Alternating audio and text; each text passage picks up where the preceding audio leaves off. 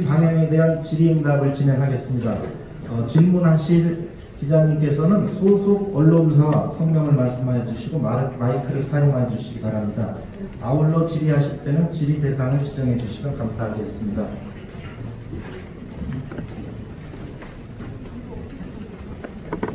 질의하실 기자님 손 들어주시면 제가 지명을 하도록 하겠습니다. 예, 부탁드립니다. 앉아서 예, 그렇게 해주시죠. 예. 세종시 현장에서는 오랜만에 뵙습니다. 대전일보 장동식 기자입니다. 간단하게 오늘 설명을 너무 잘 들었고요. 이 부분 외에 다른 질문을 두 가지만 간단하게 드리겠습니다. 첫 번째, 이야기 대면 수업하고 비대면 수업 관련해서 전면 등교, 부분 등교, 지역별로 큰 편차를 좀 보이고 있거든요. 일주일 내내 전면 등교를 하겠다는 교육청도 있고, 그런데 앞으로 그동안 교육부에서는 여론조사, 지역별 실정에 맞게끔 그렇게 유기적으로 대응해 왔는데 2학기 때도 그런 기조를 유지하실 것인지 그걸 한 가지 여쭙고요. 두 번째는 오늘부터 24일까지 장관님께서 혹시 들어보셨는지 모르겠지만 국민권익위원회가 대학 등록금 관련해서 대국민 설문조사에 착수를 했거든요. 알고 계시죠? 물론 권고사항이 되겠지만 일부 학교에서는 대학에서는 등록금 일부를 장학금으로 지급을 해주고 장학금을 저 죄송한데 그 오늘 발표하신 주제로 좀 한정을 부탁드리겠습니다. 예, 죄송합니다. 아니 혹시 기회가 되면 두 번째 질문 생략하셔도 됩니다. 근데 어쨌든 세종시에는 얼마나 오셨으니까 이 두 가지 질문을 한번 드려볼게요. 장관님께서 곤란하시다면 패스하셔도 되는데 뵙기가 힘드니까 양해 부탁드리겠습니다. 예, 첫 번째 질문과 관련해서는 저희가 사회적 거리두기의 단계가 현재의 단계로 유지가 된다는 전제로 질본과 협의를 해서 2학기에는 수도권도 3분의 2까지 등교 가능한 것으로 그렇게 입장을 정리한 바 있습니다. 수도권을 제외하고 부분적으로는 3분의 1씩 등교를 축소한 경우가 있었습니다만 지역 감염이 생겼을 텐데 지난 한 학기 동안에 이제 수도권은 3분의 1 그리고 다른 지역은 3분의 1씩 등교하는 것으로 이제 진행을 해왔지 않습니까? 그래서 앞서 말씀드렸던 것처럼 현재 단계가 지속된다면 이제 수도권도 3분의 2까지는 등교할 수 있는 것으로 그렇게 우리 방역 체계 내에서 관리가 가능하겠다 이렇게 권고를 교육청에 한 바 있습니다. 일부 이제 교육청에서 전면 등교의 입장을 학교에 이제 또 권장하는 방식으로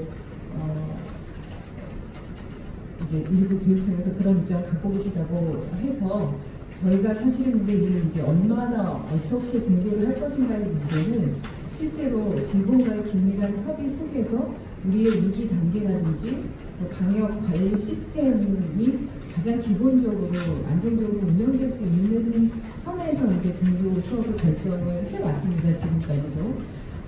그래서 이제 수도권을 특정했던 거는 과대 과밀 학급이 많은 학교였기 때문에 전문가들의 대체로 1학기에 대한 평가와 의견은 우리가 비교적 다른 나라들보다 안정적으로 등교 수업과 원격 수업을 병행하면서 아이들의 이런 학습을, 배움을 이어올 수 있었던 것은 3분의 1, 3분의 2 이런 그러니까 밀접도를 낮추는 그런 방법으로 전략적으로 단계적으로 접근을 했기 때문에 그것이 방역 체계상에서 의미 있게 확산되지 않도록 그렇게 가능했다고 보고 있습니다. 그래서 2학기 때에도 역시 과대 과밀 학급이 많은 그런 학교의 경우에는 밀접도를 최대한 낮출 수 있는 그런 기준을 강력하게 권고를 할 계획이고요. 그리고 이 부분은 저희가 교육부가 그냥 단독으로 결정하는 것이 아니라 질본과 방역 시스템의 안정적 운영으로 긴밀하게 협의를 한 상태에서 결정하는 것이기 때문에 오늘도 그렇고 지금 시도교육감 협의회와도 긴밀하게 협의를 해서 일부 지역에서는 전면 등교가 가능한 학교들도 있을 수 있을 거라고 봅니다. 그러나 방역의 기준으로 제가 말씀드렸던 그런 학교에 대해서는 3분의 2 이상을 넘지 않는 것으로 권장하고 저희가 교육감님들과 함께 긴밀하게 협력을 해서 학교의 안정적인 방역 시스템을 지켜나갈 수 있도록 그렇게 할 계획이라는 점을 말씀을 드리고요. 등록금 문제는 사실 여러 차례 말씀을 드렸지만 학생과 학교가 협의해서 기준을 만들고 해결해야 될 문제라고 생각합니다. 그래서 제가 권익위에서 여론조사, 국민 입장에 대한 국민들의 생각을 조사하는 얘기를 들어보면 자세한 사항들은 아직 파악을 못하고 있어서요. 네, 그 정도로 답변을 드리겠습니다. 예, 지금 마이크 좀 전해주시면 다음에 기회 드리겠습니다. 네, 뉴스팀의 홍근진 기자입니다. 오늘 그 교육부하고 시도교육감이 협의해서 코로나19 관련해서 3대 교육 안전망을 같이 발표하는 게 굉장히 고무스럽고 고마운 일이라고 생각을 하는데요. 저는 이 중에서 그 교육 격차 해소 관련해서 우리 공교육에서 지금 여러 가지로 노력을 하고 계시지만 최근에 일부 언론에서도 보도가 됐지만 사교육 쪽에서는 오히려 지금 이번 코로나를 기화로 해서 오히려 더 강화가 되고 있다. 심지어는 강남에 있는 모 학원에서는 과목당 190만 원의 수강료와 또 4성 호텔을 빌려서 교재비는 별도로 이렇게 하는 과외가 있다는 얘기도 들었고요. 또 반대로 시골 지역에 있는 아이들은 이 컴퓨터 한 대 가지고 공부를 하다 보니까 공부하다가 게임하고 공부하다가 게임하고 이런 현상이 있어서 이런 교육 격차 해소 문제가 굉장히 심각하다고 보는데 물론 그 사교육 영역에 대한 규제를 정부에서 할 수 있는 그 범위가 한정돼 있긴 하지만 그런 것에 대한 규제를 좀 강화할 필요가 있지 않나 하는 생각이 드는데 교육부 장관님 의견 어떠신지 궁금해서 여쭤봅니다. 이상입니다. 저희가 그 1학기 동안에 원격 수업과 공부 수업을 병행해서 운영해 오면서 앞서 최재훈 교육감님께서도 말씀하셨지만 학교 교육감님들과 간담회를 통해서 가장 많이 그 문제를 공감하고 또 대책에 좀 긴밀하게 깊이 있게 고민을 했던 것이 이제 학습 격차 문제였습니다. 학습 격차 이건 지역과 한국은 계층 간의 이런 격차들을 어떻게 해소할 것인가를 집중해서 고민을 했고 오늘 발표한 내용에 그 격차 해소 학습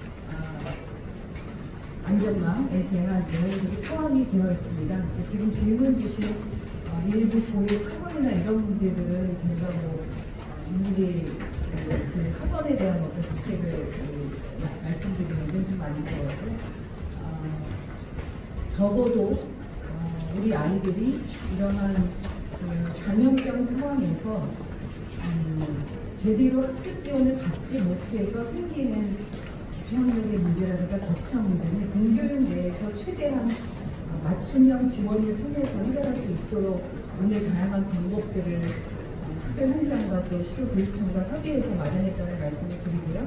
오히려 원격이라고 하는 이런 시스템이 아이들의 맞춤형 지원에 또 좀 더 뭐랄까요 접근할 수 있는 방법 중에 하나가 될 수도 있다는 생각이 들고요. 그리고 다양하게 그 부분들은 이 학습 격차 해소를 위한 특히 초등학교 1, 2학년 저학년의 경우에는 제가 아까 발표회로 말씀드렸지만 전남교육청과 같이 기초학력 전담 조사를 배치한다든가 여러 가지 그 학생들 한 명 한 명의 부족한 부분들을 보완하고 지원할 수 있는 그런 대책으로 저희가 최대한 격차 해소를 위한 방안들을 만들었다는 말씀을 드리겠습니다. 예, 그 일정상 마지막 질문만 받고 세세한 것은 담당 국장에게 질을 부탁드립니다. 예, 부탁드리겠습니다. 조금 이게 다른 시각일 수도 있는데요. 지금 이제 지자체의 주도로 이제 코로나 대응이 이루어지고 있습니다. 그래서 뭐 교육청하고 지자체하고 연계를 강화해서 코로나 대응에 나서는 걸로 알고 있는데요. 그래도 좀 이원화된 구조에서 좀 일원화시키는 지자체 주도로 가는 그런 방안이 좀 촘촘한 좀 대응 체계를 좀 유지할 수 있지 않을까 이런 의견도 있는데요. 요 맥락에서 그 교육자치하고 일반자치 통합론이 오래전부터 뭐 나와 있는데 지금 이 문재인 정부 지방분권 그 국정과제 중에서 이 교육자치 일반자치가 중요한 과제를 좀 다뤄져 있지 않겠느냐. 그래서 행안부도 지금 이 부분에 대해서는 좀 심각하게 고민하고 있고요. 또 세종시 같은 경우는 계속 연구과제를 고민하고 있는데 지금 이제 소강 상태를 보이는데 여기서 이제 교육자치, 일반자치에 대한 입장을 좀 내주고요. 그 세종시가 이제 시범모델로서 교육 단층제 구조를 갖고 있기 때문에 적합하다는 의견도 있습니다. 그래서 정치권에서도 얘기 나오고, 근데 그 장관님 입장에서는 어떤 의중을 갖고 계신지 한번 여쭤보겠습니다. 죄송한데 어디 신문이지? 예. 네, 뭐 그 말씀하신 것처럼 이제 교육자치와 일반자치의 통합론이나 그런 제기들은 뭐 국회에서도 그렇고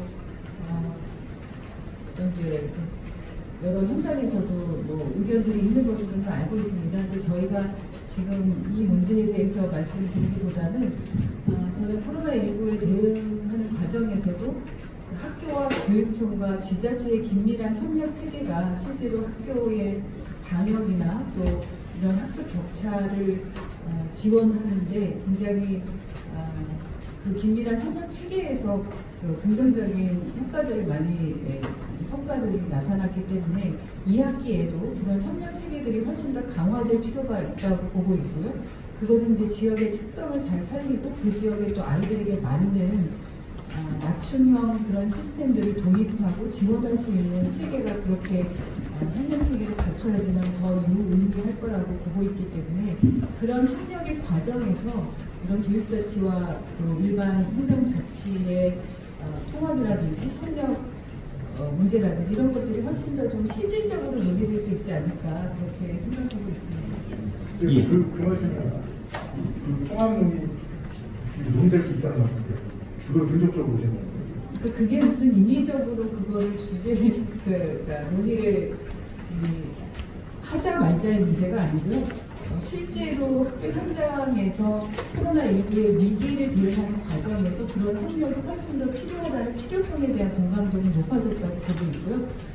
그래서 그런 협력 체계를 강화하면서 어떻게 그 협력들을 더 잘 해나갈 수 있을 것인지가 좀 자연스럽게 함께 논의될 수 있지 않을까 그렇게 생각하고 있습니다. 예, 이제 부총리